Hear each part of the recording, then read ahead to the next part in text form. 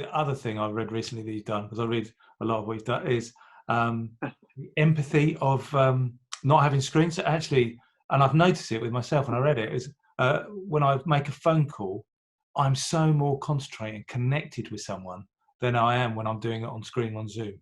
Yeah. I don't, you know, that's Yeah, right. Yeah.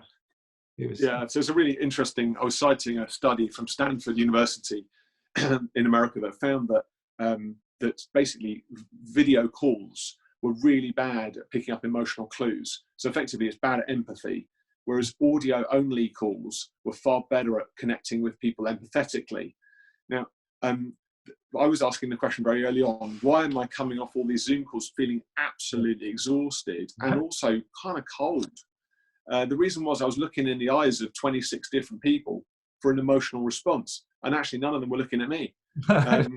So there's also something about this that makes, I mean, I'm quite a pastoral leader, but this, I know I'll come across as sounding a bit harsh, because that's the way that the format kind of interprets the voice. It's quite flat and it's quite harsh sounding.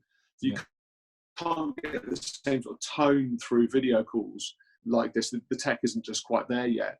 So I was chatting to a friend who works as a Harley Street psychiatrist this week. He said none of their counselling team are doing 50-minute video consultations because they're just burning out. So they're literally doing 10-minute video consultations and then turning off the camera and doing everything else via audio. And they're like high-end psychological counsellors, you know. And so if they're not doing it, we should be doing it. Yeah, that's. But I mean, basically, the camera calls are brilliant for information transmission, but they're not empathetic, and they're not restoring your soul in terms of how you're communicating.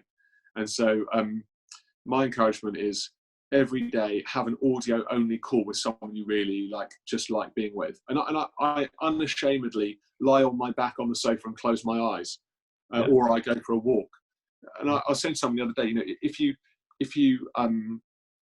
if you sniff a rose, I'm in my mother-in-law's house and there's lots of beautiful roses in the garden. If I sniff a rose, I automatically close my eyes, because I'm like, the sense of smell is strengthened by my lack of sight. Yeah. Or if you sniff a glass of beautiful wine, you smell it, you close your eyes automatically, because the sense is much, much more powerful when you edit out your sight. But humans, it always default to sight. So sight is your most automatic sense. And that means that everything else is weakened by your use of it. If you want to listen to great music, close your eyes. You know, if you want to listen to a complicated piece of classical music, close your eyes.